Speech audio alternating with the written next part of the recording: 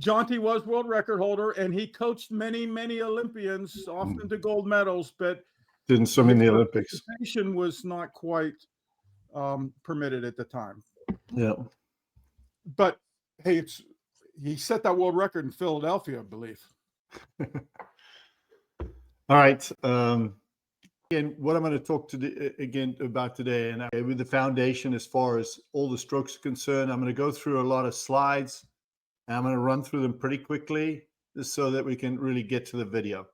But basically, when we're developing athletes, we develop them on two concurrent paths, the path that involves performance and the path that involves the holistic side, which is the human being. And I have spoken long and hard about the importance of the holistic side.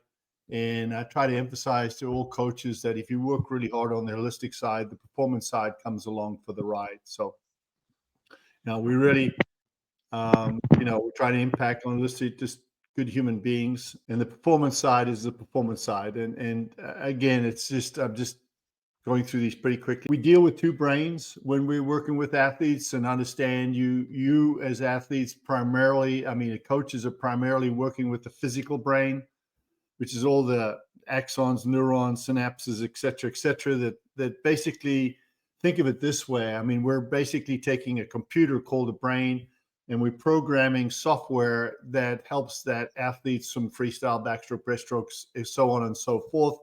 But you've also got this cognitive thinking brain that is what we would consider the psychology behind performance. I know it's important, and coaches do get involved in that area, but it's not. Today, we're doing more of the physical side. As far as brain development is concerned, we're born with 70 billion neurons. And the important thing for you to understand as coaches is that the brain prunes off those billions of neurons because the brain needs space, that the cranium needs space because of all the connections. At age 2 to 3, there's a big pruning off period based on what you haven't used in terms of what we're given. And then that occurs again right around the teenage year, right around the onset of peak height velocity. Is when the kids just all of a sudden start growing really fast as teenagers. But prior to that point, we have another pruning period, which is very important for you to understand as coaches, because you really, really, as coaches, need to have introduced to them many of the things and concepts that I understand technique empirically before that point in time. If they're playing in other sports, tactical pattern recognition sports, they need to fully understand pattern recognition and stuff like that, because this pruning of period will take away abilities if they haven't been introduced to them before that point in time. So it's important to understand that we do that. I always ask athletes a simple question: where do they play their sport? And they, especially if I'm on the field with a bunch of soccer players, I say, where do you play soccer? And they look at me like, clearly some village has lost their idiot, because we clearly play soccer on the soccer field, but the reality is that we do all of this in the brain. And so we're talking about programming the brain, because everything is managed by the brain. Our life in its entirety is managed by the brain. The one thing that is the most important thing that concerns us every second of every day is this concept of survival. And in the sport of swimming, it's even more important, because we're dealing with the threat of drowning. And kids will compromise pretty much anything they do in the sport of swimming because they want to avoid drowning. The second thing that impacts the most in sport, in swimming, is this loss of balance. Now, you think of gymnastics as being a sport that really balance really impacts you, but actually in the sport of swimming, it doesn't matter.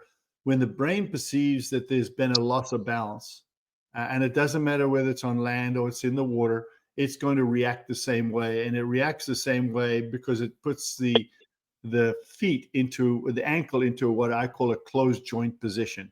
Because when we lose balance on land, the quickest way for us to catch our balance back or regain our balance is to put our foot into a closed joint position, because then maybe we catch our legs underneath us and we don't plow into the ground.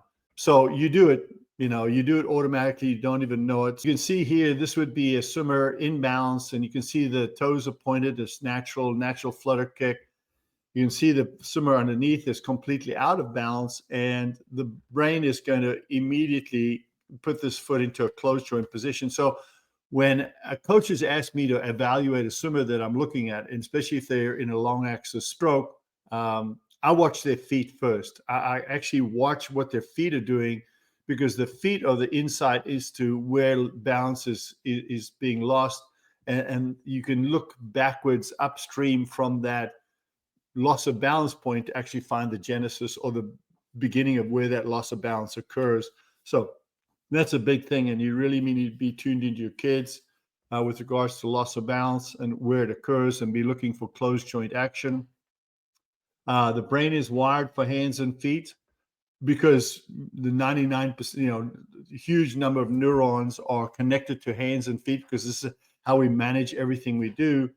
And the problem, if you look at the slide, is you want the brain naturally wants to have everything wired into those red areas, which are the feet and the hands.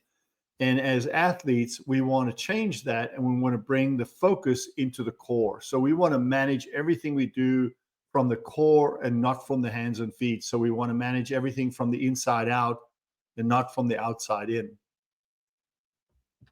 If we look at these are pictures of athletes that have been put into what a measurement of their center of their aquatic mass. So if you take your athletes and you ask them to take a full breath of air, and as much air as they can possibly get into their lungs, put their face down in the water, and then just let their arms just go limp, and their knee joint and the shoulder just completely go limp in the water, like a dead person float. And the idea being that you want them to naturally settle into what their natural balance and buoyancy looks like. So here I've given you a cross section of swimmers. So if you go in the top left-hand corner, the guy with the black suit on, pretty tall. He's actually a 21 mid 50 meter freestyler, but he has a really good balance. His hips are pretty close to the surface. You can see quite a lot of his shoulders are out of the water. He technically he could swim any event he wanted. There's no restriction on what event he might want to swim, because the cost of swimming for him is actually pretty small. And as you go down the line, you see those are pretty balanced, but this person's legs are a little deeper. The next two people could be distance swimmers. The woman in the top far right, you can see she's pretty balanced. The hips are close to the surface, but she doesn't float as high in the water. Not as much of her shoulders are sticking out. Still probably in the 400 and down area. But now when we get in the bottom row on the left-hand side, we start to see the hips are much deeper. There's not much of the shoulders showing. So now we're definitely down to 200 and less, more like 100 and less, and then hundreds, and then 50s and 50s type of thing. So to some degree, you need to know what this center of aquatic mass looks like with all your athletes. And if you're not measuring that balance, what that looks like in your athlete, then you don't fully understand what your athletes are bringing to the table. So if hypothetically both these athletes swam the same event, and you would train them in the same group to the same level, the cost of training to the athlete on the right would be significantly higher than the athlete on the left. You really have to know what these look like, so that you can accommodate what you're dealing with regards to your athletes. And when they're younger, when they're little kids, age 5 through 12 or so, this chops and changes because they're growing and changing, but you still need to be aware of it and understand it and have a sense about it with regard to when you're developing them as young people. If we look at the progression of the athlete line management, which I think is now getting to the bits and the real nuts and bolts of what I want to talk about today, is you want to teach them the base shape, because there's a base shape for all strokes. And that's basically what I would call sort of either the eggshell shape or a pencil position or inline float. And if you're not working with your athletes day to day, working on those elements, then you're not really helping their brains. You're not exposing their brains to things that it needs to understand in order to manage performance, or to manage the technique that results in performance. So you teach them the base shape, you teach them how to extend outside of that shape and manage inline balance. You teach them how to rotate that shape, so you're working on the structural integrity of the shape. and then you teach them how to initiate propulsion using their legs or body-based harmonics. And that's the core of what I'm going to show you today. I'm going to go through freestyle first and just share some thoughts about freestyle, and we'll come back and look at a lot of video today. But I've given you 4 pictures here, and they all relate to freestyle. So I have 4 pictures up there. And normally if I had an audience in front of me and I could pick on you one by one, I'd say, what is this? How does this relate to freestyle? But I'll share that with you. But you're looking at a kayaker, you're looking at a wind turbine, you're looking at a camel, and you're looking at a hydrofoil, and they all relate to freestyle. And I have asked this question of athletes, how do you relate a wind turbine to freestyle? And eventually they figure out, actually there's a lot of, you have to use cognitive flexibility, but there's a good relationship between a wind turbine and freestyle. We swim freestyle the way you paddle a kayak. And if you've paddled a kayak, you know that you put in this case, the athlete is putting the left blade in the water. And when you put the left blade in the water, you don't pull on the blade. You don't pull the blade back towards you. You put the blade in the water and you drive the opposite side or the top side. So you put the left side in the water and you drive the right arm and the right hip forward to put pressure on the blade that's in the water to move the craft or the shape forward. And that is exactly what freestyle is. That's exactly how freestyle works. And we have to understand when we swim freestyle, that's how it works. This is a wind turbine. The shape of the blade forces it to spin. The shape of the blade gives it grip in the air, which means that the shape of the hand, how the hand is shaped in freestyle, will give you grip on the water. How you apply pressure to the water gives you grip on the water. But more than that, as the turbine spins, it creates kinetic energy, and that kinetic energy is translated into electrical energy, which is important because we use that electrical energy in our daily lives. In freestyle, we use kinetic energy in a way but kinetic energy in the recovery of the swinging, the recovery of the arm in freestyle creates kinetic energy. And when we can harness that kinetic energy in freestyle, it makes a huge difference. We run like a camel. So a camel runs left leg forward, front leg, back leg, run at the same time.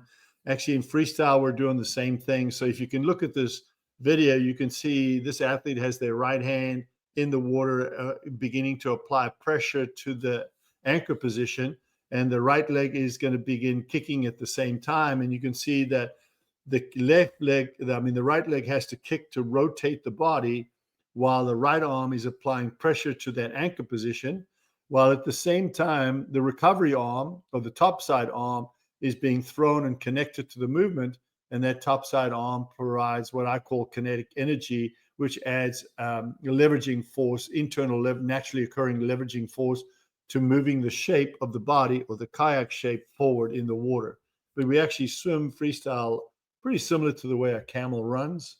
Hydrofoil, hydrofoil basically creates flow over the hand. And I had this long discussion with a coach earlier this week about this, but when you get flow of water over an object or plane, a flange or plane, the pitch of the plane will determine how much lift it creates in that object. So what people don't seem to understand is that in freestyle, when the hands enter and extend in the water, you're going to create some level of lift based on the pitch of the fingertips relative to the base of the hand. So if from the fingertips to the base of the hand or the wrist joint is perfectly flat, like there's no pitch at all, they're all in the same line, then you don't create much flow. If the fingertips are pitched below, then you're going to push the hand down. If the fingertips are slightly pitched up off the hand, you're going to create pressure to lift the shape up. And I feel like when you enter the arm in freestyle, the pitch and the position of the hand creates that slight hydrofoil effect, using your hands as a planing tool. And that creates a little bit of lift to lift your hips out of the water and remove that, especially in the 50 and 100 freestyle, it removes that pool of water that sits in your lower back, and you want to be able to swim a lot higher in the water. And you get that height by creating this sort of hydrofoil planing effect using your hands out front. So backstroke, a lot of people think freestyle and backstroke are the same, but they're not. They're very, very different. Freestyle and backstroke are not the same. I like to just to give some difference between the two. I like to think of freestyle as being a kayak shape, and I talk about a kayak shape when I'm teaching swimmers. But when I talk about backstroke, I use more of a concept of a canoe shape, because the kayak shape is this connection of top side to bottom side. The leveraging hand below the surface of water is connected to the throwing hand or the recovery hand on the top side. So the kayak is very connected left to right side. Whereas the canoe, you row, you propel a canoe using one side only. Both hands are on the paddle. You stick it in the water on one side, and you actually are crunching on that side. There's no kind of kinetic energy. So you can see here we have a kayak and a canoe, and you can see the difference. And the difference being is that in backstroke, you're basically putting your hand in the water and you're applying pressure to that anchor position, and it becomes more of a side crunching action. So it's more of a side crunching motion. In freestyle, you want to feel like, your head's pitched down, your eyes are looking straight down towards the bottom of the pool. You want to feel like there's a straight line between the top of your spine and the top of your head type of thing. Where backstroke, your head's going to be slightly raised, just slightly raised, like your head's slightly on a pillow, a very shallow pillow type of thing. And this is important. The best way I can tell you to understand this is to teach your kids the difference between a flat barred shape and a hull shape. And the hull shape is just looking at the shape of the hull. So the spine is the shoulders are a little rounded in terms of its presentation, in terms of frontal drag, as opposed to that flat barred shape, and it makes a huge difference. If you go to the next slide, the way to affect this is that you don't want the athletes just to round the shoulders. You don't want them to sort of just round their shoulders. What you want them to do is to feel like they're pulling their sternum towards their towards their spine. So pull that rib cage or the sternum and just pull it down, and the shoulders naturally round in the process. And that's important. So the best way to do this is take your kids and put fins on them. And before they get in the water, have them stand on deck and learn and watch them pull the sternum towards their spine and get a feel for that, so they know exactly that it's not a rounding action with their shoulders, so they're only moving their shoulders. You want to feel like it's coming from inside. So it's not this action, right? So it's not me doing this. It's actually me coming from here in this way, and then put them in the water and say, okay, kick flat, just like people tend to swim backstroke with this flat barred shape. And then I'm going to blow a whistle, and I want you round in and then go flat and then round in. And you'll notice that they speed up when they go rounded in, when they get into a whole shape. And they go faster because they reduce the amount of drag, which is the quickest way to swim faster anyway. You can play with that with fins, and that'll help them understand the hull shapes. When you look at the top left-hand one, the hull shape really helps you get into that really good leverage position a lot better. And you really want the hand to be out as wide as you can. You want that angle, that elbow angle, so the angle joint angle that's go shoulder, elbow, wrist, you want that out. Probably be 100 degrees would be the smallest you want. If you can get it out to 120 and beyond, you have to have a little more strength, but you really want to be nice and wide. You don't want to be too narrow like the one down below. And you definitely don't want the elbow joint to be below the plane of the horizontal. So if I draw a red line from the opposite side through the opposite shoulder, through the current shoulder, so the left shoulder, right shoulder, the elbow joint needs to be above the plane of that. When the elbow joint goes below the plane of that red line, you lose power. You lose leveraging position on the water. Freestyle and backstroke are not the same. They're both long axis strokes. They both involve the 6-beat kick. They're both involved in a body-based leveraging action. They both use exchange kicks to rotate the body. But again, you're using how you apply pressure to the anchor position. Again, freestyle is that top side throwing action, full body-based connection, and backstroke is that side crunching kind of action. They just use different tools. So when you're working with your dryland programs, you need to have something that accommodates backstrokers to where the easiest way, with freestyle, you would have, if you want to do a med ball throw, if you take a ball in your hand and you would throw with a rotating kind of action, that would simulate a functional land exercise that would simulate freestyle, because you're throwing in that rotating action. Whereas backstroke, you would keep everything kind of flat and would just be a side kind of throw. So you want to have some exercises that are side crunching type exercises that simulate backstroke, and you want some throwing dynamic exercise that are rotation based. And again, I'll just remind you that just what that looks like, right? See the side crunching, the two guys on one side. The foundation of breaststroke is a body-based harmonic. And we've gone through, I'll talk about the progression of breaststroke, but if you can do everything you want to do in breaststroke that emanates outside of a body-based harmonic. So the evolution of breaststroke through time. And if you ever want to play around, you go look at breaststroke, just dial up, the breaststroke in the 1930s and 1950s and 1970s, and just look at what they looked like. And then as it evolved into wave rhythm style in the late 1980s, into the gliders, when Kitajima came along and the technical suits came along, gliders became the most successful breaststrokers. And then PD came along and we're into this tempo style.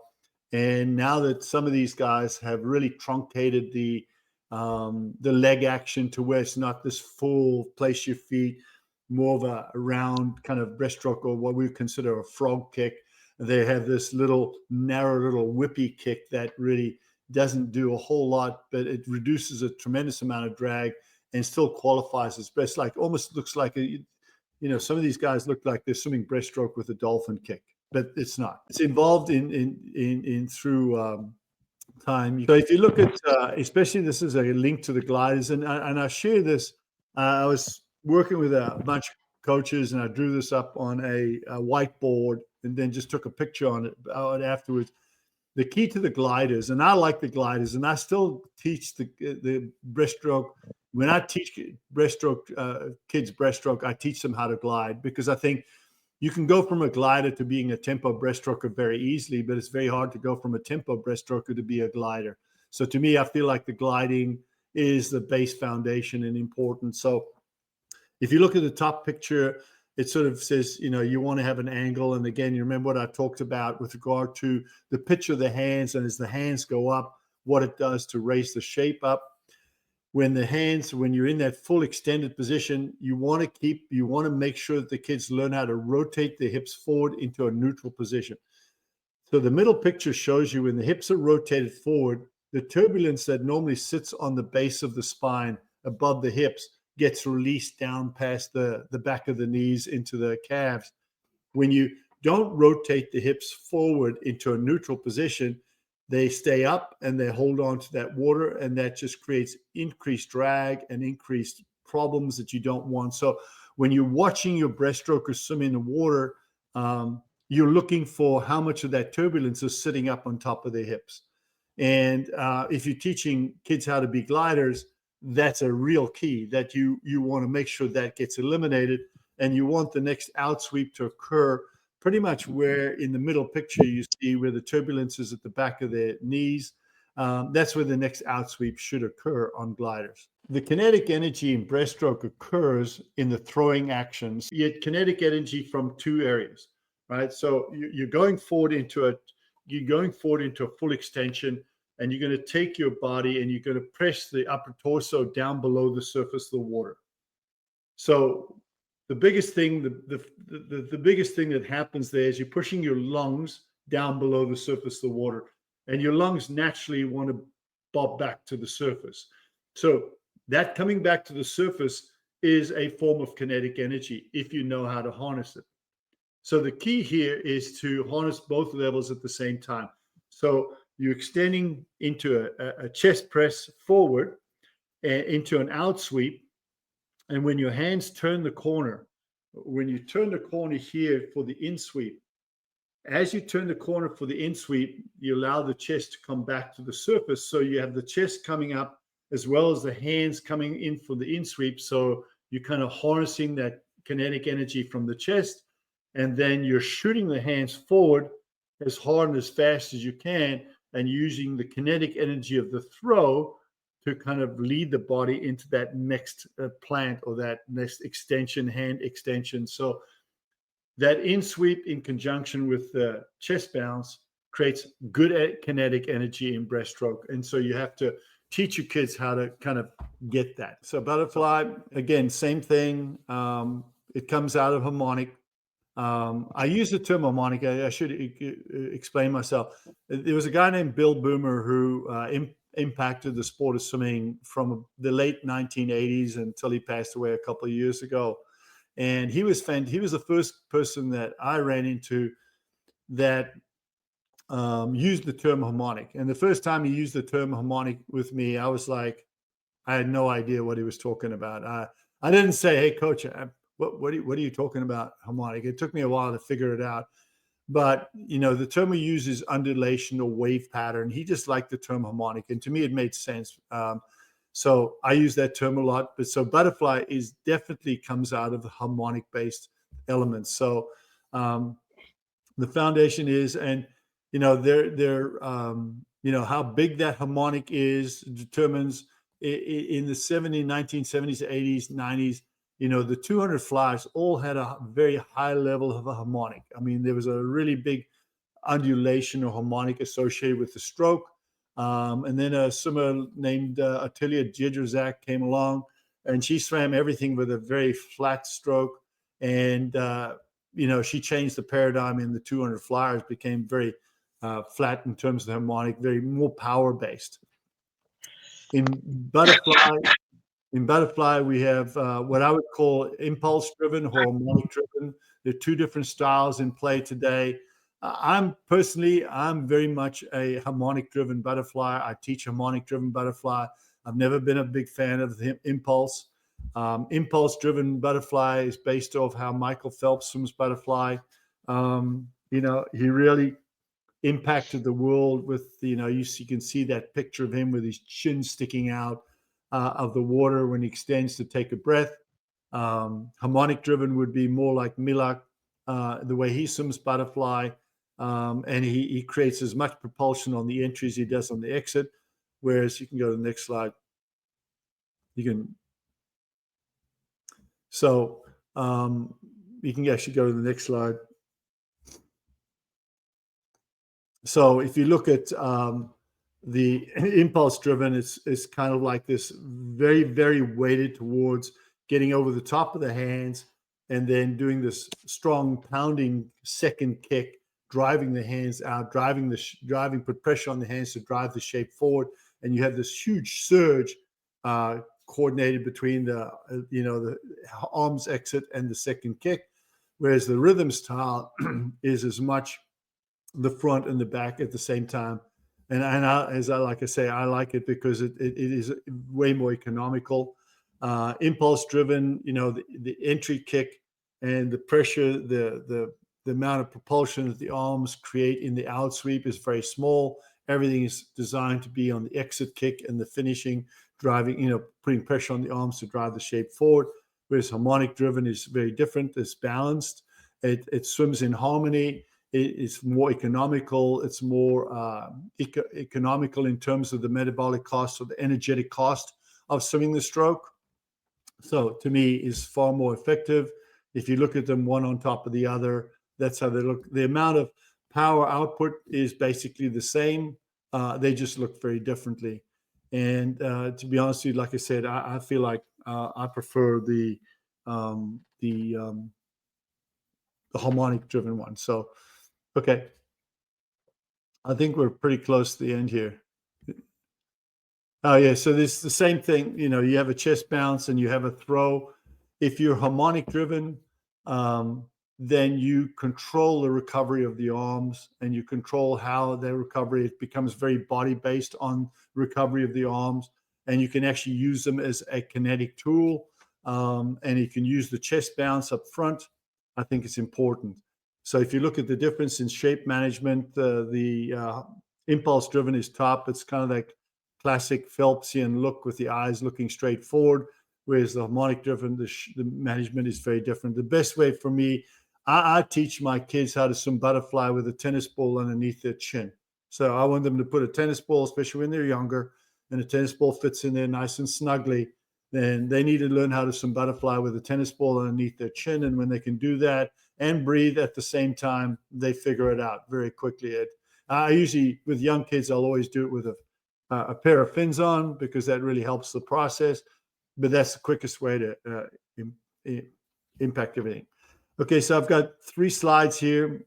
I'm just explain them to you real quickly. When we're dealing with the brain, and these pertain to training and developing your athletes, when we're dealing with how we're taking the brain and exposing the brain to dynamics that make a difference, and everything that we're doing in terms of performance is managed. Think of it as software from the brain.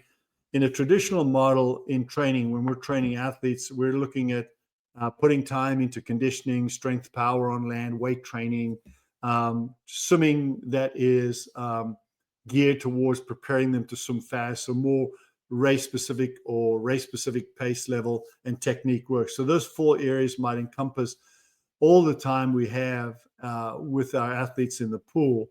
But a little more of an alternative model to this, and you can expand the brain's ability to manage everything that we do, is if you take some of your dry land work and you take some of your maybe work in the water. Let's say we have 20 hours a week, and we get uncomfortable if we spend any time outside of training them inside the sport. My suggestion is to take 2 to 4 hours outside the sport and develop athleticism on land, what I call functional athleticism. So you're asking them to do exercises or sequences of exercises that really put a stress on structural integrity.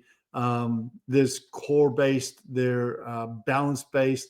So they're really having to do exercise where the brain has to really learn how to manage movement on land. And it might be a sequence of exercises. It might be one exercise that is ballistic or dynamic in terms of movement. But all you're doing is you're putting the athlete's brains into positions to where it is learning how to manage different styles of movement on land. And I would be remiss in introducing the slide to you in not saying that when you're working with kids on land or in the water, any place, is make sure that when you start working with them, that they're ready to do the work that you want them to do. You have to have some way to take inventory or assess them to know that they're ready to do what you want them to do. So don't just willy-nilly look at something on YouTube and say, oh, that looks pretty fun, and just introduce it to your kids, because some of them might not be ready to handle the kind of work. So you have to be able to assess, are they ready to handle the work? Obviously, if you make sure they're ready to do what you need to do, and then build it up.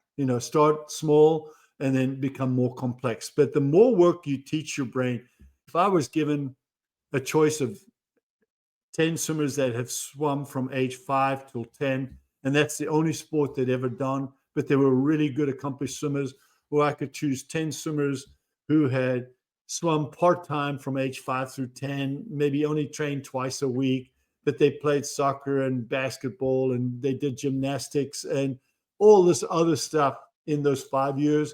I picked those 10 athletes, the ones that have swum a lot less, but their brains had been exposed to a whole bunch of other dynamics. I take those 10 going forward all day, every day. Absolutely, because those brains are way more robust and have experienced way more, that will be much better at solving the problems that that athlete's going to face going forward when they're trying to reach their organic potential. And so the problem with swimming is we don't have a lot of athleticism type stuff being done to make them more athletic. And my feeling is if you introduce some of that stuff into your equation, I think you're going to be much better off, and they will be much better off going forward. So if you look at, let's look at the far left hand. So I'm looking at the conditioning area. This is just two ideas that I just want to share with you today. I'm actually working on a podcast on this right now. But conditioning we see is lap swimming reps. It's kind of aerobic training. People might call it threshold training, but it's just swimming rep after rep after rep after rep. I don't know how much of this you do as coaches, but if you take the conditioning component and you kind of augment it with these two areas. The first would be contrast. If you look at that area, it's called contrast. And I put that circle in between conditioning and technique for a reason. Contrast training is doing a resistance training in conjunction with regular technical swimming. So if I'm going to do a set that lasts about 30 to 40 minutes, I'm going to alternate with, in a high resistance environment, swimming with a lot of, in a mindful technique-based environment, swimming with pressure on the water, working with perfect patterns, but with pressure and resistance. And then I'm going to flip from that to, say, doing, 875s, holding a certain heart rate, like 150 or something, or a speed or whatever it is. And I go back to resistance, back to the 75s, back to resistance, back to the 75s. And if I did that 3 times, I might be out there 30, 40-minute range. What you find is that when you do this contrast type training, that the resistance, the mindful resistance, actually really helps impact the brain's ability to manage a much better technique when they actually begin swimming the 75s.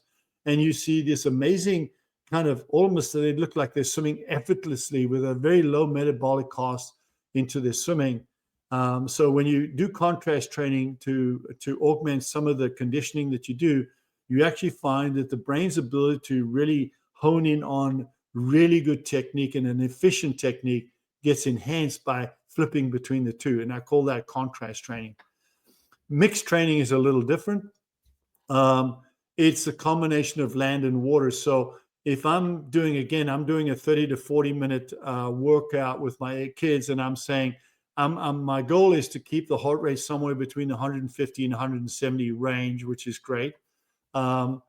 Instead of doing 3,100, say, just hypothetically, I wouldn't do 30. Let's say hypothetically we'd do 3,100s. That's just an arbitrary number. Rather than do that, I would say do a series of dynamic exercises, med ball slams, planks, different things on both movements, pull-ups, ski erg, some things that you can do on land that create a combination of dynamic ballistic type exercises on land, and then get in the water and do a series of, let's say, again, we'll do these 875s. Then we get out and we do stuff on land. Then we're back in the water, and we're on land and we're back in the water. When you combine the two, and again, you're going to get out to that 30 to 40 minute time span. Again, what you're going to find is that they're able to sustain heart rate at the right level for that extended period of time, as long as they don't waste time between getting out of the water and in water and stuff like that. And so they maintain the heart rate in the right area. And again, you're going to see this significant difference in what they look like in the water. They're going to look much better. It's going to be kind of weird to see it at first, but when you do this mixed training in aerobic conditioning, the efficiency looks better, the economy of the swimming is better, and it just looks different, as opposed to just doing, like I said, rep after rep after rep. I'm bringing it to you because I think it's an interesting component that not many coaches understand or know how to bring into their environments. But I did a lot of this type of stuff, and kids just look amazingly different when they did this. I'm not saying that you just take your traditional conditioning concept and throw that out of the window. I think if you're going to go 4 to 5 or 6 conditioning, well, I don't know. Let's say if you do 6 conditioning sessions a week, half of them might be in the mixed and contrast environment. 3 might be traditional, and they might be more. I don't know. You can play with it as coaches, but I thought I'd share that with you today. So let's get to what I want to share. Now I'm going to share you some things with your coaches. This is, to me, probably is important. This is stuff you're teaching kids, I think, should be a foundation every day. I don't know exactly where everyone else is in this, but This is the eggshell position. Or I don't know, I call it the eggshell position.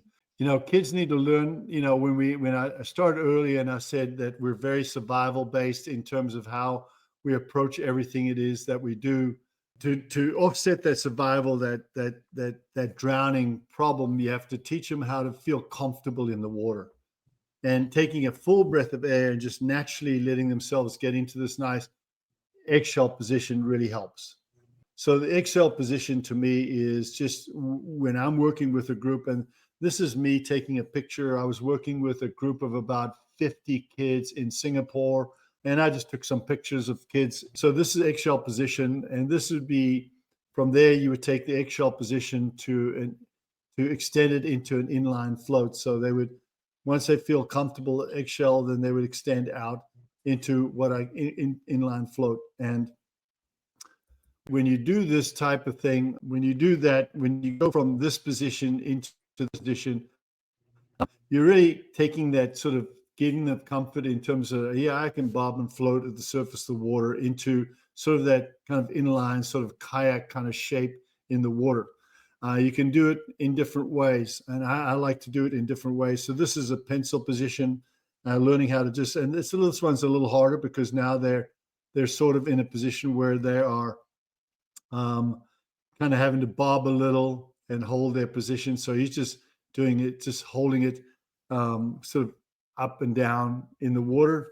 But eventually you want to take pencil vision, take this. And so he's going to go into the same thing. He's going to go into an inline float. And so you'll just lean forward and then extend that out into an inline float. I think these are things that you should be doing with kids. These are things I'm doing with college kids. These are kids I'm doing with kids that are sub 15 to 100 meter freestyle. These are important things to do.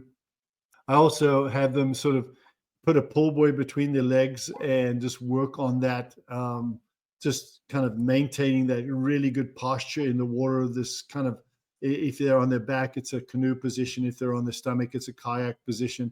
But the idea is you want a nice sort of flat back position down here, nice flat back position.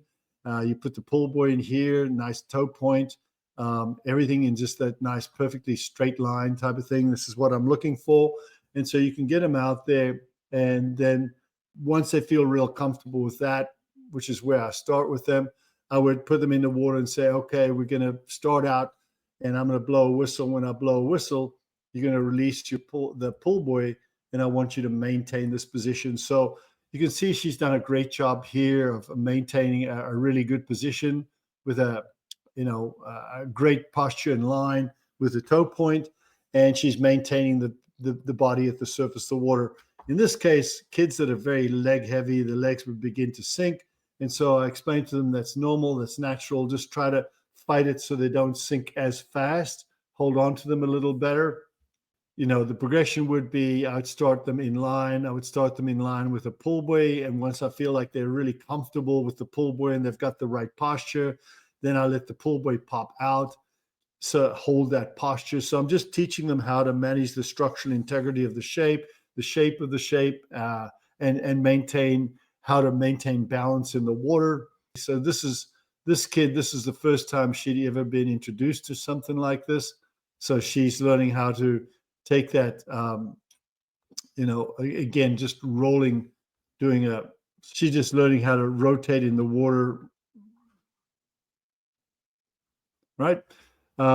So let me give you this is probably the best body line management person I've ever come across. This athlete's name is Hannah Miley. She was a 430 low, 400 IMer. This is the Taj Mahal. This is the peak of the pyramid. This is an athlete that had been working on this for years and years and years. Anyway, here it goes. So you can see how, I'm not sure why it's.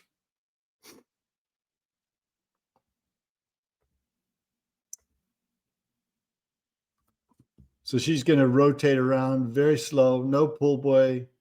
It's a little tougher coming out. Everything has to be core based. They can't be not working really well right now.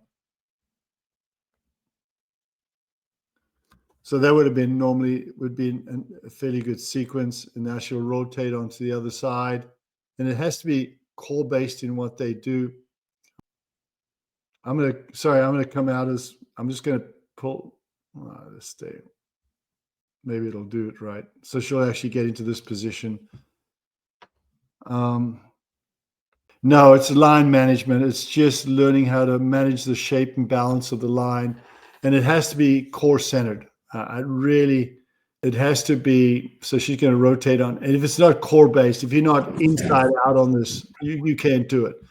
And to give you an idea, this person has been working on this for years, and this level of expertise to be able to get to this level to do something like this takes a tremendous amount of work and core strength and stability.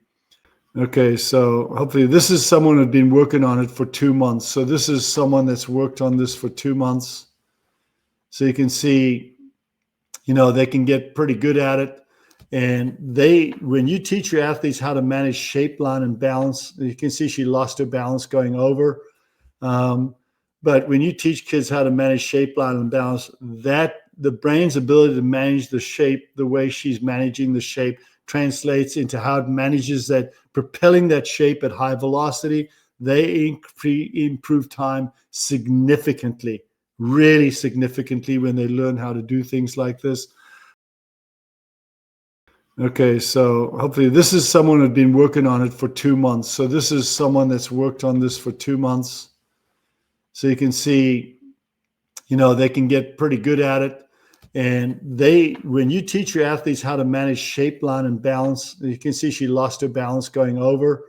But when you teach kids how to manage shape, line, and balance, the brain's ability to manage the shape the way she's managing the shape translates into how it manages that, propelling that shape at high velocity. They improve time significantly, really significantly, when they learn how to do things like this. If you have a kid with a really heavy legs, then you would keep the pull buoy in there and just let it rotate. So this is a 48 low 100 meter freestyler. His legs are a little heavier, but he's working on maintaining the structural integrity of that shape. These would be, this is a balance drill. So in this case, this is a normal Wednesday when we're working on structural integrity, line, shape, and balance in a pool. This is an example of something they might do in the pool. So she's actually locked her pull buoy in with a strap, but to manage this takes a lot of structural integrity and connection from the core to be able to do this and maintain the balance of the body the way she's maintaining the balance of the body.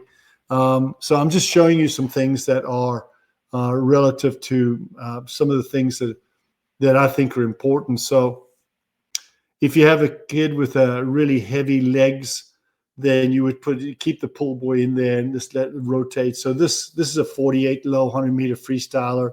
His legs are a little heavier, but he's working on maintaining the structural integrity of that shape. These would be, this is a balance drill. So in this case, this is a normal Wednesday when we're working on structural integrity, line, shape, and balance in a pool. This is an example of something they might do in the pool. So she's actually locked her pull buoy in with a strap, but to manage this takes a lot of structural integrity and connection from the core to be able to do this and maintain the balance of the body the way she's maintaining the balance of the body. These two things are important. This just so you understand, so the coaches understand. This is another group of kids I work with in Singapore. This boy, he's the first time he'd been exposed to this type of clinic. So he's very raw. He was the best of the bunch at doing this. So he's going to go from an eggshell to an inline. So he's going to go eggshell to a harmonic. So he's going to get his line, and then he's going to begin a body-based harmonic and just let that body-based, and then you do everything out of that. So everything in breaststroke and breaststroke and butterfly comes out of eggshell, which is the foundation, into line extension, into just press chest, chest, chest, and get that nice harmonic. Now you do everything out of that harmonic, right? You do arm action, single arm action, that type of stuff out of the harmonic. This is flutter. So again, this is another kid. Again, this is acute. This is, again, the best kid that came out of that group. So we're working on flutter kick. So here he's extending. And the key to this is the flutter kick here. When you do this, and he's not as good, he's going to get better at it. But I don't allow them to have their heels break the surface of the water. So when you teach kids to go from eggshell to inline, hold, to flutter kick to swim, their heels cannot break the surface of the water. It's really important that you don't allow their heels to break the surface of the water. And when you do that, when you force them to not let their heels, so I don't want to see any foam here at all. Right? When your kids get better at this in training, no foam at all. What happens is they actually kick a little deeper. They kick a little deeper below the surface, and they kick from the core, and they kick more correctly. So they naturally go to a correct kick. One of the things that's a whole lecture in its own is the vocabulary in the sport of swimming is that the term kick is misleading to swimmers. When I ask a kid to kick, by the time age 2 or 3, they're already kicking a ball. Their family has them kicking a ball around the yard. And so they associate kicking with a knee down action. So knee forward, knee action. And the kick has to come from the core, right? It has to come from the body. Normally, if I was in a room, I'd say, okay, which is the better kicker? So I want everyone to look at this, right? You're looking at 2 kickers. One is a good kicker. One is a bad kicker. Normally, I'd say which one's better, the top one or the bottom one. Most people, they tend to be 50-50 on what they do as far as kicking is concerned. So let's look at the bottom. Let's look at this one. We're going to look at this kicker first here. So we're looking at this one here, down here. I don't want to keep that on the screen. So if you take a look at, this is what I call an exchange kicker. So when you're looking from the surface of the water and you're on deck looking down, there's a lot of foam. There's a lot of leg action. They're moving. Doesn't look like it's a problem, but it is a problem. So if you watch his knee, so now we're looking at the knee here, right? So we're looking at this. So we're looking at the knee down in here, which is important. So the knee's going to drive down. So the knee drives down, and then you can see the foot coming down with it. But watch the knee. See the knee exchange. See the knee go up. And this occurs somewhere around this 150-degree angle. I'm not going to draw angles on the screen, but somewhere in that 150, 160-degree angle, the knee releases to the surface. And when the knee releases to the surface, there's no ability to do an up kick. There's no ability to have grip on the water and create vortices in an up kick. So it's really sort of a down kick only. And it's sort of what I call an exchange kick. So let's take a look at this guy up in here. So we're taking a look at what I call a correct kick. So now we're going to see the knee drive down, and you can see how it hold, the knee holds, and then releases late. And now we've got an up kick. See the difference between the two? Now we hold, and now we have an up kick. And that's the difference between an efficient kicker and a non-efficient kicker in exchange. And I recognize exchange kickers very easily. You can see them pretty easily from the deck, and I have a pretty simple method in terms of how to teach them how to avoid I can actually physically put them on a table, and I walk them through physically what they want to be doing underneath the surface of the water, so their brains can actually feel what they need to be doing, and then I put them in the water, and they pretty much, boom, right away, they've got it. They understand it. So when we look at this, I want the feet well below the surface of the water. I want the knees down nice and deep.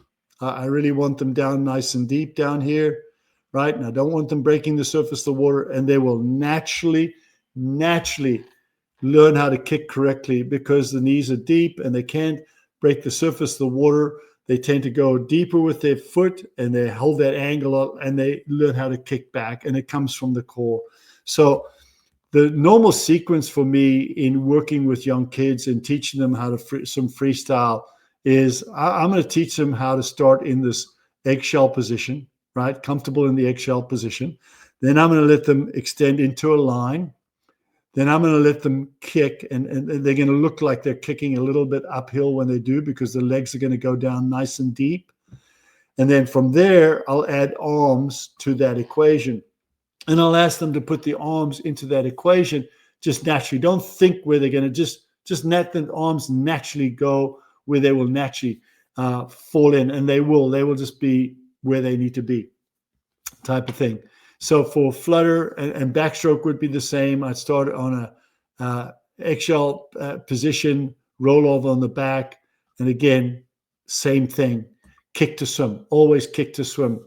In swimming, especially when I'm working with developmental kids, when I do a clinic with kids like this, and I've got 50 of them in the pool, the kid starts at the flags, eggshell, inline, legs to arms, then the next person. So they don't push off the wall. They all start at the flags. When you're teaching, especially in the development of the young kids, it's always flag to wall, flag to wall, flag to wall. So you're always going out of this base foundational eggshell, inline float, correct legs. Or if we're doing harmonics, then we change, we're going to the harmonic. So we're going the backstroke flags, harmonic forward. And so you go the harmonic, and then you say, okay, we're going to go harmonic to right arm only, harmonic to left arm only, or we're going to go harmonic to arms only if we're doing breaststroke, which is going to be outsweep and throw, outsweep and throw inside the harmonic type of thing. I mean, there are lots of things they can do from that harmonic into butterfly or breaststroke, or the leg kick into freestyle. But these foundational things are the core to building the stroke to take it forward. I teach what they call a kinetic energy type freestyle. That's the way I teach it to kids. I'm mostly working with sprinters. I didn't work as much with distance-oriented people. Obviously, distance-oriented people would swim with a more traditional technique. But the idea is that when I watched this race in 2010, and it was I was just at the European Championships filming the final of the 50 freestyle. I didn't know at the time what I was going to capture. When I got back to the hotel that night and actually looked at it, that night I looked at this race 40 times.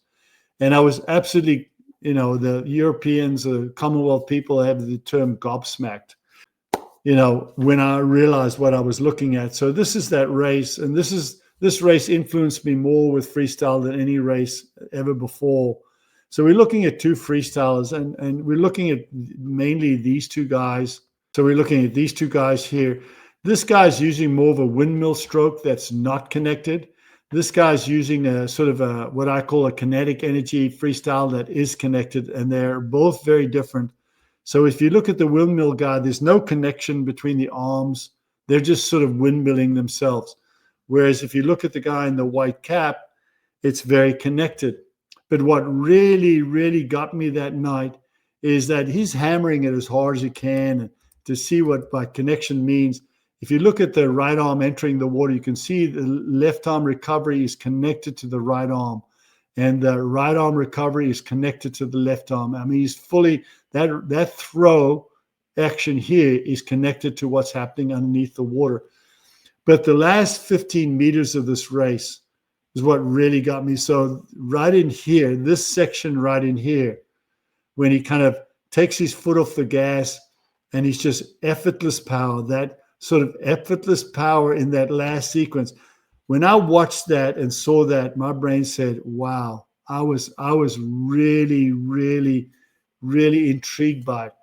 I've seen this 1,000 times. I must have seen this race 1,000 times. It really influenced me. And I began kind of getting kids to understand swimming freestyle, more of a kinetic energy style. So let me just show you some comparisons, because that might help you understand this a little more. So This is an athlete, and you can see him right in here. So he's right, this athlete, kind of this kid right here. He doesn't even look like he can swim freestyle. It's not very pretty looking, right? Doesn't look like much at all. But he came out of high school and he played a lot of basketball and football and baseball, so he didn't swim as much. So that was the first swim he swam in. Now this was about 3 months later. Now you can see he's got legs are better. There's better coordination. He looks a lot better in the red cap. And then this was 8 months later. So now you can see they're completely different. He's connected and he's swimming the way I want him to swim. So teaching him how to get there, another one. So this is a kid, came to me, he was 52.2 out of high school. He's right there. You can see he swims a very traditional high elbow type stroke. And I changed him from that to more of a, and again, he's got the red suit on now. So you can see he's got a kind of kinetic energy. He's riding a lot higher. Everything's a lot higher. So from here, he's going to, I think he ended his career right at 48.4 in the 100 freestyle. This is a video of, this is all inside a lesson. So this is a kid swimming freestyle, very, very pretty looking freestyle. I mean, very few people would take this freestyle and change it and do anything with it at all.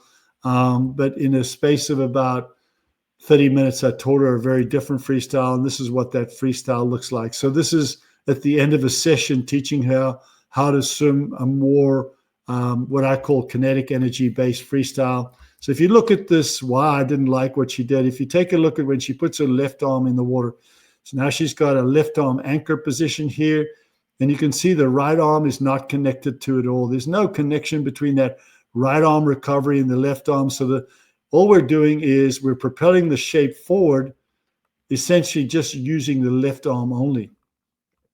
And I think that needs to change. So if we go into more of the ballistic style, now when she puts that left arm in the water, now it's connected. You can see that sort of throwing connection to the opposite side. And to me, when you can use the kinetic energy from the throw from the opposite side, I think it's important. To show you how I teach it to kids,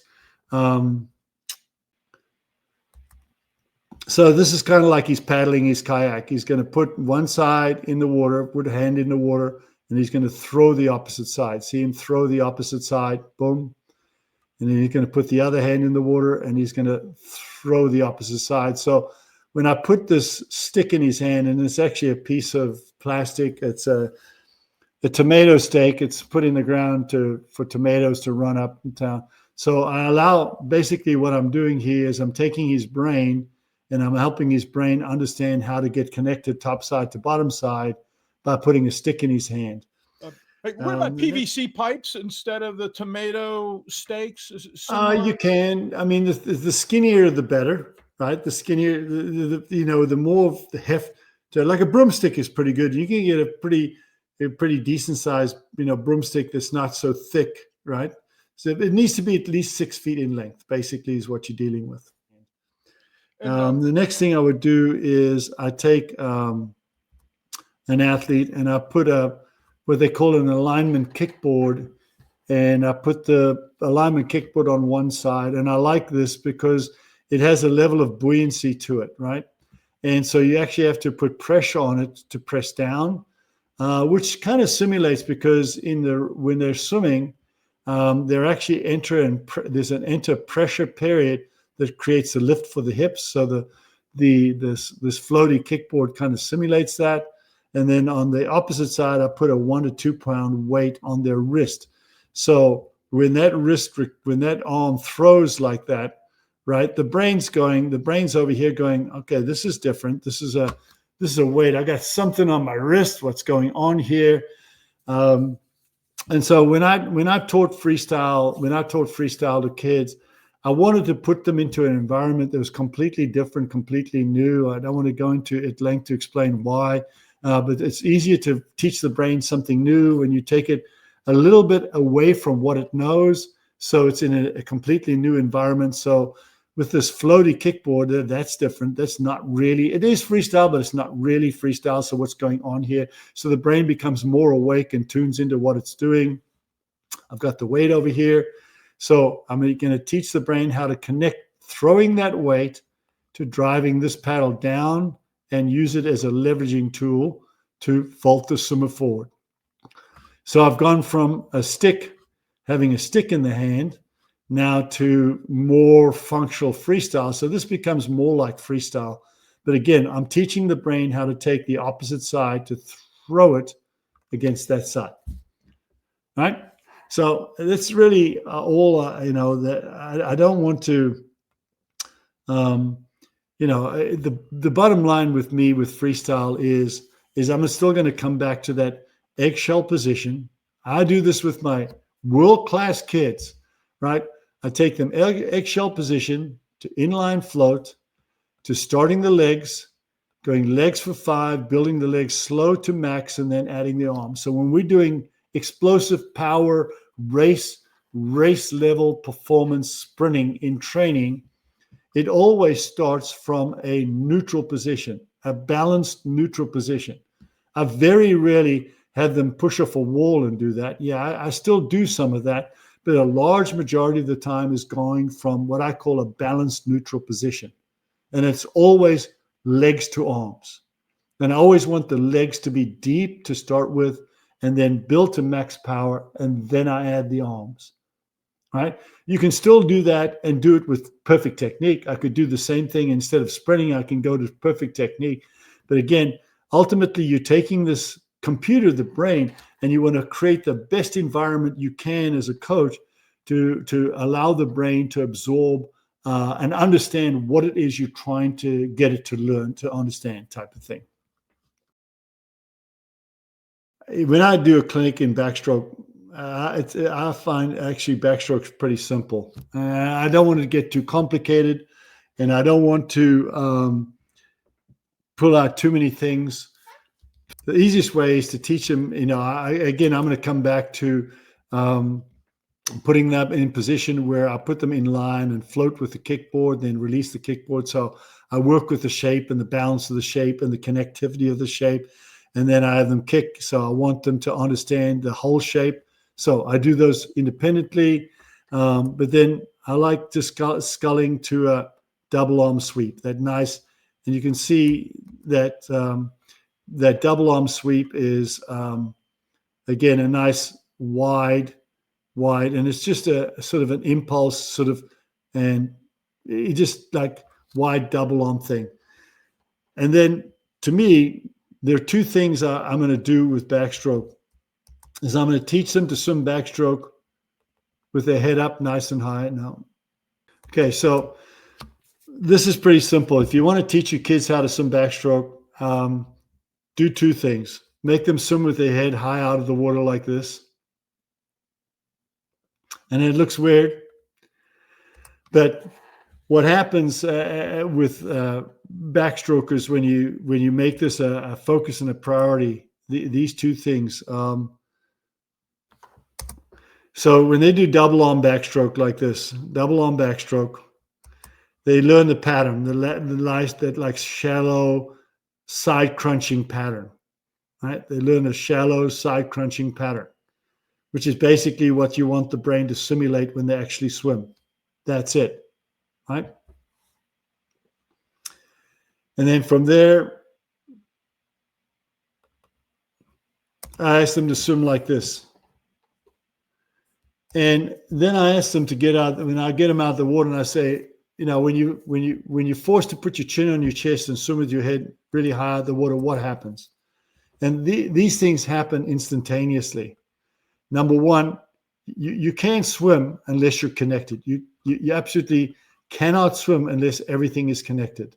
Legs, core, everything comes from the core. It forces the kicker, the athlete, to kick from the core, right? Number one, it forces the athlete to kick from the core. Number two, it forces the athlete to enter the arms at the correct position at 11 and 1 o'clock, right? It just forces them to do it. Number three, it forces them to get right into that anchor position right in here. They go straight into that anchor position right away. There's no ifs, ands, or buts about it. They go straight into it. And again, if you're thinking about this in terms of, okay, what can I do? What can I do to help the brain understand certain things in backstroke? And again, think of it as, let me just do it at slower speeds and then that'll help. So what can I do to expose the brain to understand where the entry positions are, right? How to connect the core to the leg action, right? How to maintain a kind of again, this straight to anchor position. So I'm straight into creating propulsion right away. And it stays and maintains its balance very well. And I would suggest that when you teach it with fins on, because it helps a lot to learn how to do it. But again, between that and this, these are the only two drills I use with teaching kids in backstroke. This is the only two. Learning how to do a nice side crunching, shallow side crunching action. So learning where the depth of the action is. I also teach them the hull shape using the legs the way I described it earlier. So this to head up. So if I was going to do a sequence in a pool, again with an athlete, I'm going to start into, you can do an eggshell position on back, eggshell position into extend, eggshell position to kicking with the head up higher, with the legs deeper so they extend from the core. I'm going to start swimming with the head up nice and high so everything connects to the core. And then I'm going to let the head naturally go into the position it normally goes. And I'm going to be swimming normal backstroke. So I'm going from balance to inline float to the correct leg action with the head up, to the head up, the correct arm swimming action with the head up into regular swimming style. So again, I'm helping the brain go from one step to the next step, to the next step, to the next step in sequence so it can learn and really begin to hone in on exactly what it's doing, how it's doing it, what it's doing, and become more economical in the process. Breaststroke to me is pretty simple. It's actually a pretty simple stroke. It actually, to be honest with you, was the last stroke I really kind of got to a point where I felt comfortable. Again, I'm going to come back to the harmonic. So I'm going to come back to this, is this going into this harmonic. And again, if it's breaststroke, then I'm going to take this harmonic and I'm going to kind of work arms or legs in and around the harmonic. So, you know, I can do a lot of things inside and out around that harmonic. Okay, so if I'm working on the arms,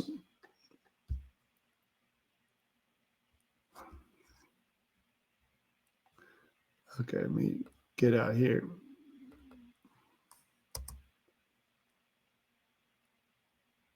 So I'm going to work one arm action into a glide. So flutter kick into one arm action glide is just working on the upper body. These are drills I normally do. This would be fast hands chin up drill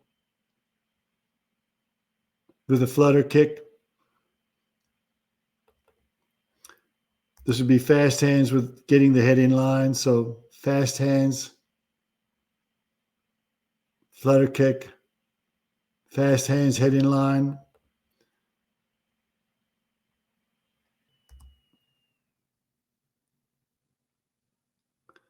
And that's just adding a dolphin kick. And then from there, you take this into a dolphin kick. You can actually take that into a breaststroke kick.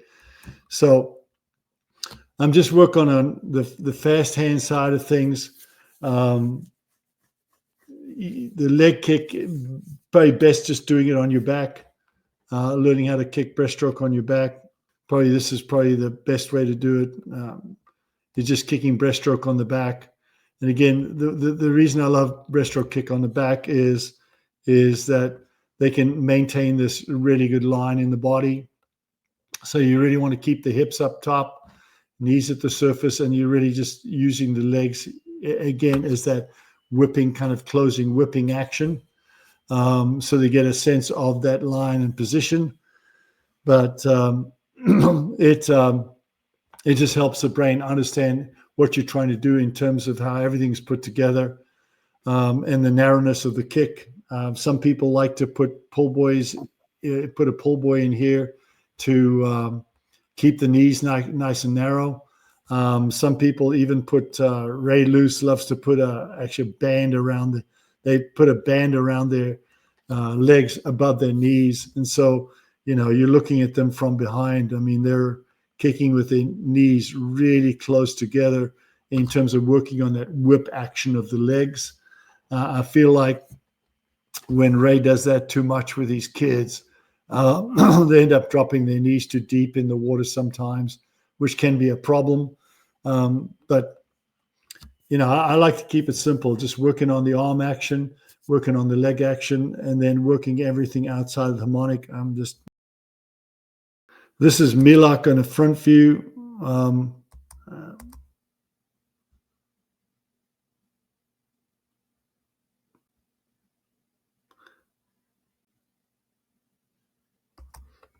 Let me get this. I have this because this is a real good example of a swimmer that uses a lot of undulation.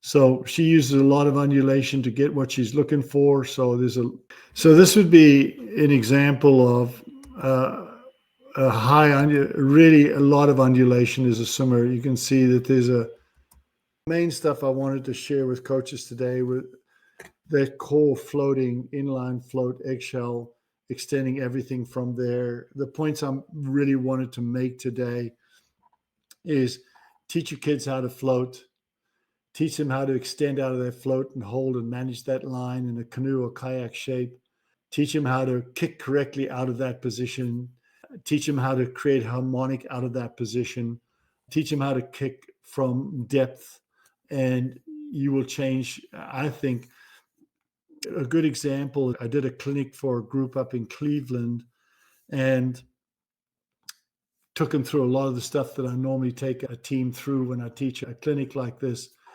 And one of the things I left the coach with is that time them from getting into a neutral position at the flags. So they go from eggshell to inline at the flags with their hips at the flags, and they can kick as hard as they can for, build the kicks to max velocity kick in 5 meters, take 4 cycles in a 25-yard pool. So bump, bump, bump, bump, bump, bump, bump, and then extend their arm into an inline glide. And can they get to the other wall? Can they do this and get to the other wall? And clearly they couldn't that day. None of them could that day. Even the best kids couldn't get to the other wall. And then a couple of weeks later, he called me up and he said, okay, we're getting to the wall now. And then about a month and a half later, he said, we're not only getting to the wall, but we're getting to the wall pretty quickly. So they're learning how to go from inline to much better legs power into very efficient, powerful arms, and then maintaining the structural integrity of the body as they glide into the wall. And it just translated. The next meet, they're just going lifetime bests in freestyle, lifetime best, just easily, comfortably, because again, when you come to practice, when you go to practice with athletes and you're dealing with your athletes, you're putting your athletes into environments that are forcing the brain to learn.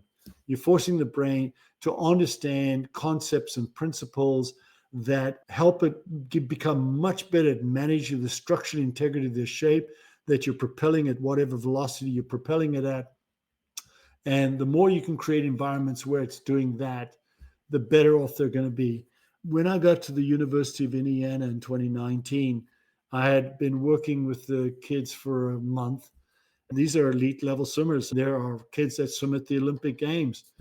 And I said, all right, in a 25-yard pool, I want to see when you do a push off the wall, when you push off the wall and you cannot use your legs at all, how far can you go? And they were like, oh, yeah, all right, that's good. It's a challenge. So I had like 20 kids in the water and they kind of pushed off in pairs. And the large majority of them couldn't even get to 15 meters. A couple of them got past 15 meters to between 15 and the flags, and they thought they were really good, and they were just like, yelling at everyone else like they were the king of the hill. And I said, that's not really good. And I took a swimmer that I'd been working with for 4 or 5 years, and I said, do a push and glide. And he got in the pool and he pushed and glide and he went all the way to the other side. And they're looking at him like, that's not possible. That couldn't, how does he do that? Well, the reality is he can do that because he has worked really hard to understand the structural integrity of the shape, how to manage the balance of the shape. He knew what angle to push off, what angle to come up. He knew how to use his lungs coming back to the surface as a flotation device to create energy. And he knew the right angle to bring it back to the surface to carry him all the way to the wall. But that all takes experience. That all takes knowledge. That all takes teaching the brain how to manage all of those things.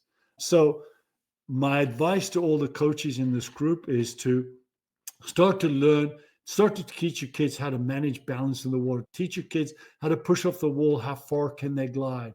How effective they are at holding their shape and balance in the water.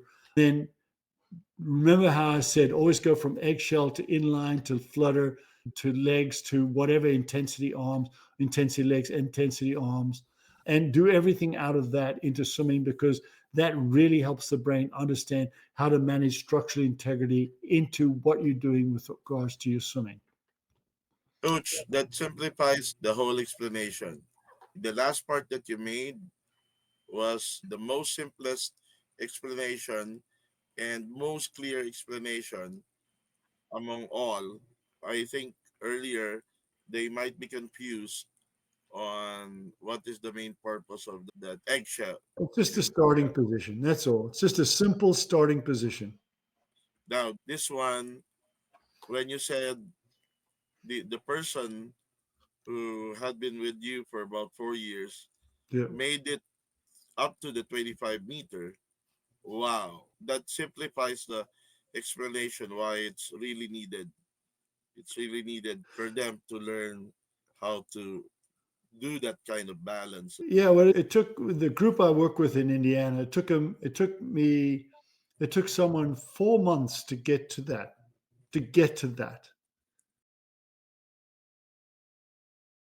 The 100-meter freestyle on that uh, 49, Yep. 49 that you made.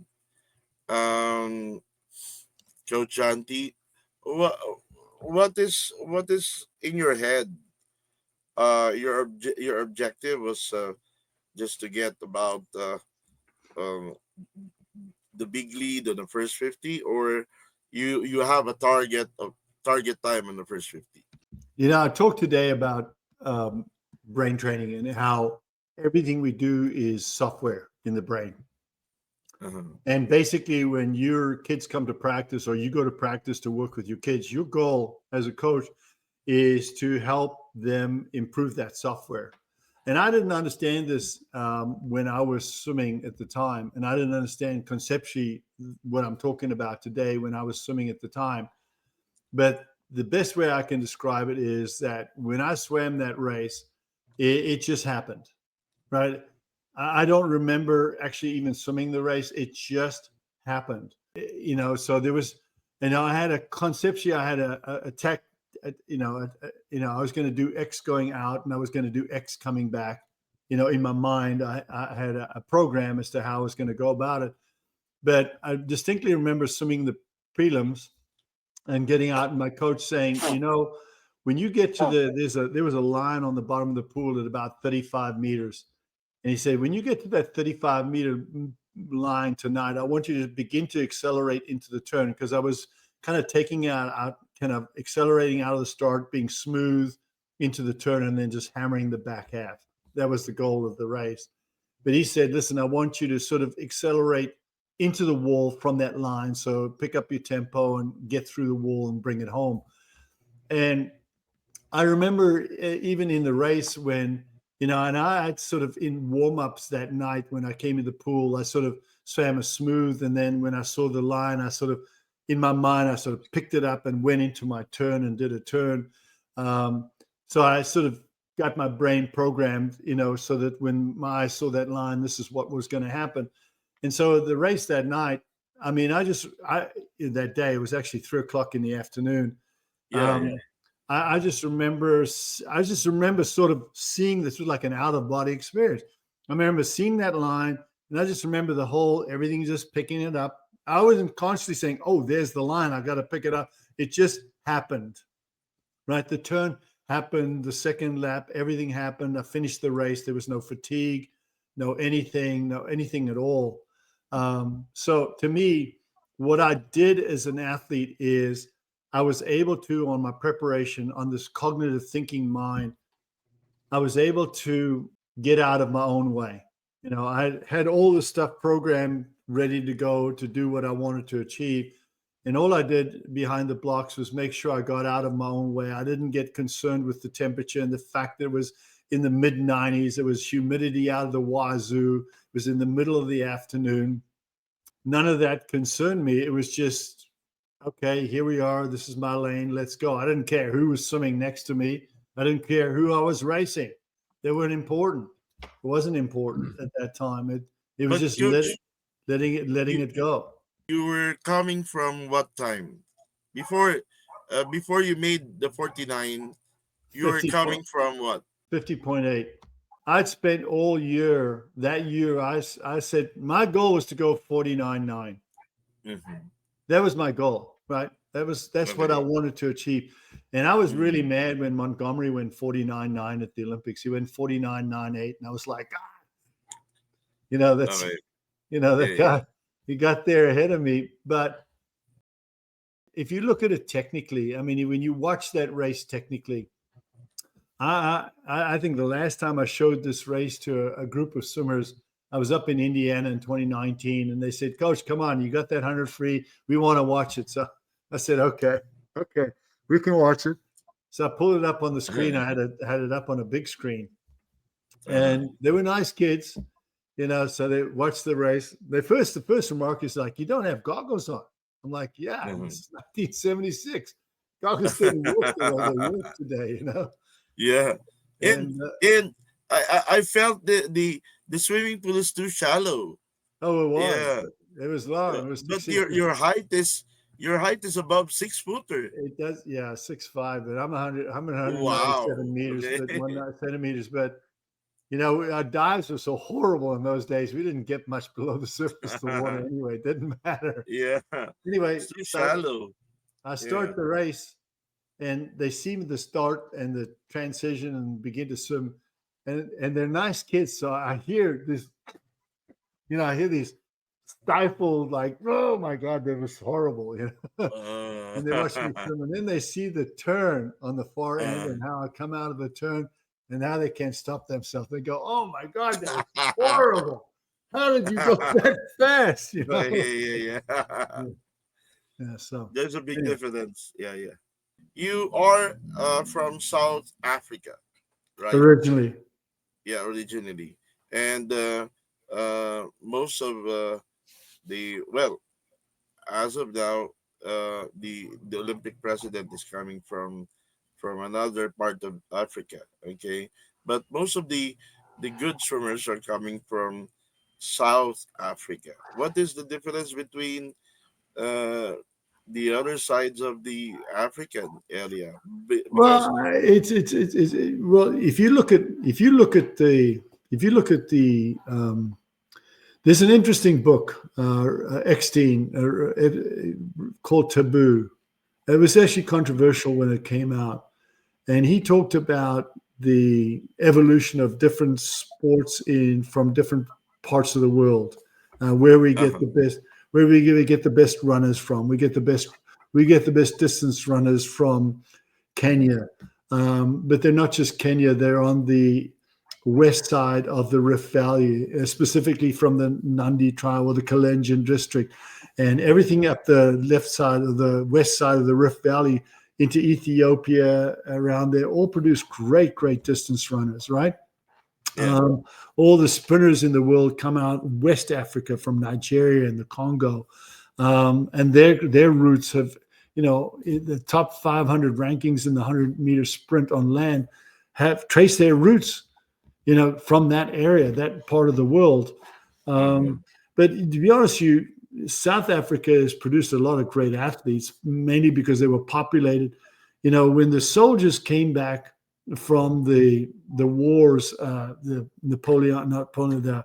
the war between England and France in the 1800s, they came back from those battles, and the Industrial Revolution was going on, and so the workforce was limited. So they shipped a lot of those soldiers out to South Africa. They sent a lot of those soldiers to some degree actually they sent more of the criminals to Australia, which explains a lot, right? But they sent a lot of their soldiers to South Africa.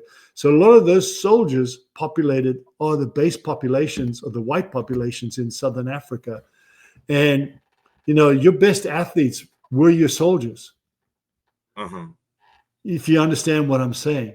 And so when you populate that into the Southern Africa and even if you look at the sport of some of the sports coming out of Southern Africa, I mean, they've always had great athletes. They've had great runners.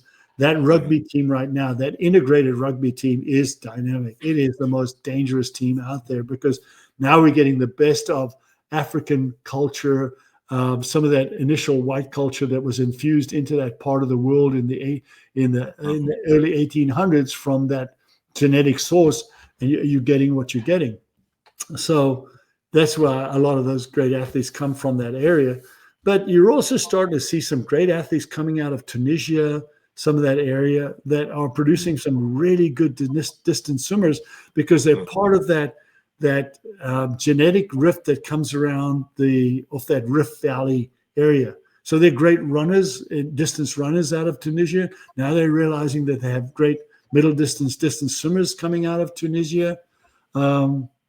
So genetically, it just depends your long-term genetics, where you come from, what you're really good at. So if you look at the genetic lines and the makeup of the genetic lines and how they evolved and how they came to be where they are, that explains a lot of why people come from these different regions that produce those kinds of results. I tried to do some research, and the big names in Africa for swimming, for now, is the president of the Olympics. That's about three times Olympian, and you, okay, that is coming from Africa. So, is there other names that made it so popular besides the two of you in I Africa? mean, we're just talking in this world of swimming. I mean, there's an evolution of swimming in South Africa. Yeah. I'll probably be more recognized because I went from an athlete to be a coach, and so I've extended my longevity in terms of my name being part of the public record, so to speak. So that's why I would carry maybe a stronger name simply because of my coaching career as well. Christy Coventry, swimming into politics, into sport politics to where she is today is fantastic. It's fantastic that we have a swimmer in that position. It's wonderful. And she's such a good person too. I mean, she was a great kid to work with when she was a swimmer. And so I don't know. I think it. I thought Anthony Nesty came from Africa. I No, thought it's from Suriname. Anthony Nesty coming from Suriname. Suriname, Yeah. I just check it out yeah. where Anthony No, Nesty. he's from Suriname. Yeah. Now he went lately. He was chosen as head coach for the ladies of the national team. Yeah. Yeah. No, I mean, he's a great guy. I mean, if you know him, if you've met him, he's very quiet spoken, kind of a little bit introverted to some degree, but he's successful. I think he's very successful as a coach because he understands and connects to the holistic side of athlete development. He connects to the kids. The swimmers that is behind you doing a 49. What was the time? What was the time? On that day, there were 51 something. The next guy was 51. Okay. Yeah. I mean, I broke. It's it's, when you have a shallow pool and it's the pretty tight in like that. Once I broke away on the second 50, I was able to break away and go. I mean, the one thing that especially in sprint events, with the proximity and the tightness in the lanes, a lot of times if you swim too close to a lane line and someone can drag into you, they can actually stop you from pulling away. They can actually stop you from breaking out. The good thing in that race was I was able to break out pretty quickly on the second 50. And so I didn't have the people on either side of me were too far back to ever be able to suck into me in terms of that drag. And so it allowed me to spring forward and get away completely. Okay. So when you see races in small pools, especially in short pools, and they're very tight in the 10 lane, sometimes the sprint events aren't nearly as good because no one can break away. No one can actually break away from the pack. How much of the things that you left at Indiana and Bloomington, do you think they're still doing a lot of that, or all of it, or is just some of it? I chit chat with Ray once in a while, but I don't know.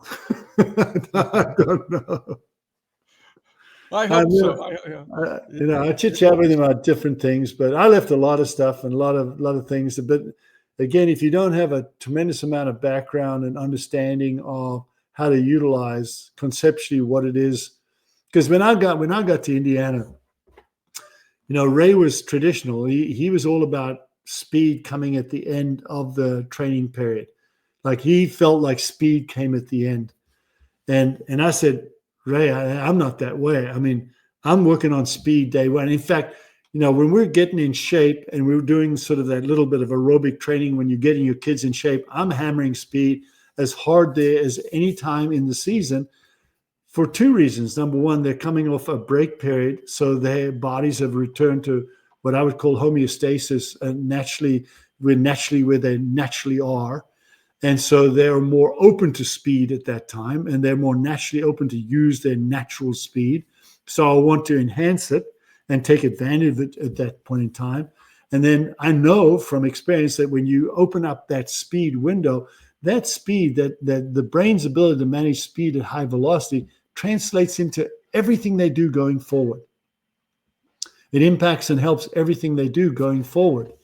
If you try to think of speed at the end, if you're bringing in speed at the end, the body's pretty much broken down by that time. You've taken muscle groups and muscle fiber types and maybe drawn them away from a natural explosive function type of thing.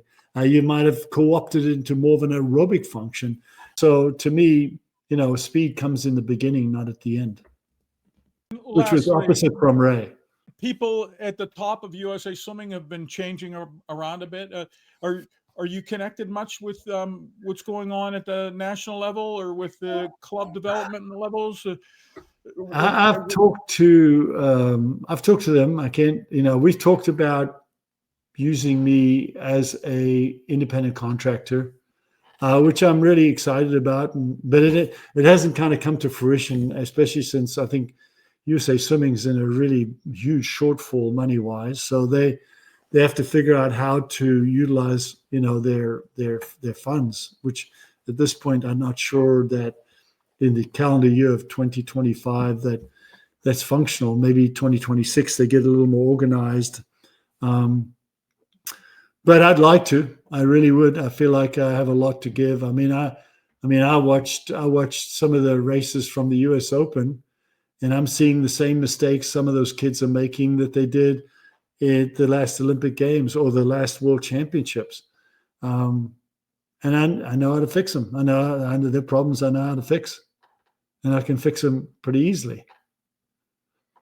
Well, thanks so much for your contributions to the sport and to the coaching community and to the brilliance of what it takes to be an athlete and leader.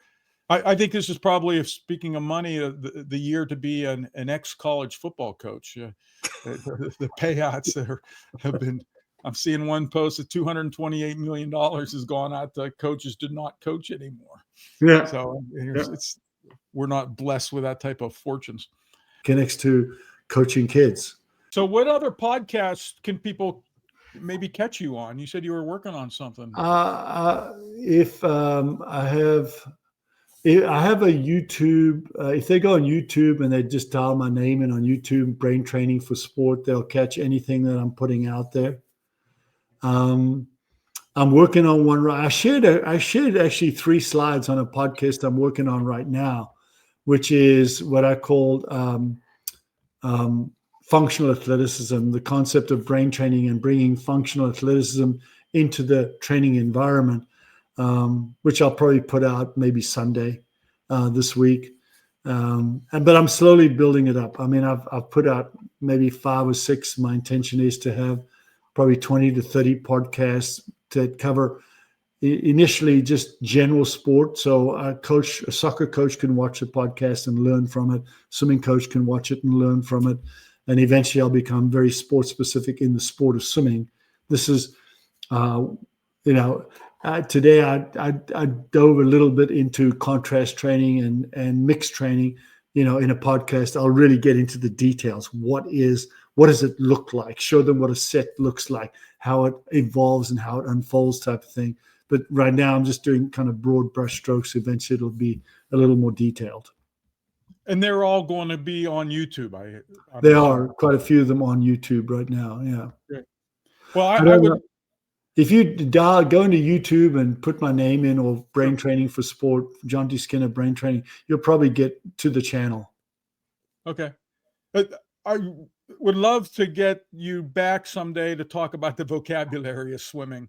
I hate kicking and pulling. I do not use the terms kicking and pulling. What about flip turn? Huh? I don't use the term flip turn either. Yeah. Yeah, we'll have to get the media, and especially going into LA 28. Hey, here's a new vocabulary for our sport. It would be shake things up. So, Jonty, tell us about your clinics. Are you traveling much? Are you doing them domestically, internationally? What's the deal to get Jonty to come speak to different teams or groups? I don't. I'm 70. I'm 71 now. I don't travel as much. I mean, I'm going to do a clinic domestically in January locally, but usually nowadays I do them with people I know. Right? I really just, if someone in my chain, a former swimmer that coaches or coaches have good association with, call me up and say, hey, please come out. Can you come out and do this? And my normal process is I will go in and I always want 2 days. And so I usually go and in the morning from like 9 to 12, we talk swimming with the coaches. And in the afternoon, I take their kids through a process. And usually the first afternoon is with older kids. And then the second day, in talking with the coaches, this is more about planning and structure and writing workouts. So the first day is more about technique and the foundations of the sport. The second is more about the coaching, day-to-day coaching side. And then that night I work with younger kids, taking them through the process. And that kind of gives me enough time to get across to coaches most of what I know, and then demonstrate how I take kids through. And then they can, I had probably the best example I had. I worked with a group of about 70 kids. I had probably 70 kids in the water aged 10 through 12 at the Chinese swim club in Singapore. Right. So you have 70 kids in the water. Right. But they all had these bone conduction things that they had strapped to their goggles. And I had a little microphone. And so they were hearing me like they were hearing me have a conversation with, like I'm having a conversation. And I'd say, stop. And 70 heads would stop and they'd look at me. And I'd say, do this. And 70 kids would do this. So it was like I was teaching one kid, but I was teaching 70. And so I took them through the process.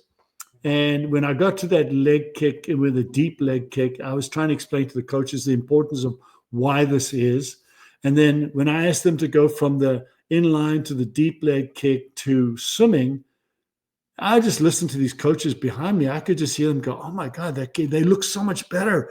They look so good, because When you teach a kid how to get connected, when you teach a kid how to connect the shape, when you teach a kid the importance of the structural integrity of the shape, and they're working everything from the inside out, and then the arms just are added onto the legs into that structural integrity, they look so much better swimming because the brain is managing swimming, freestyle from the right way as opposed to all arms and legs, like hands and feet, right?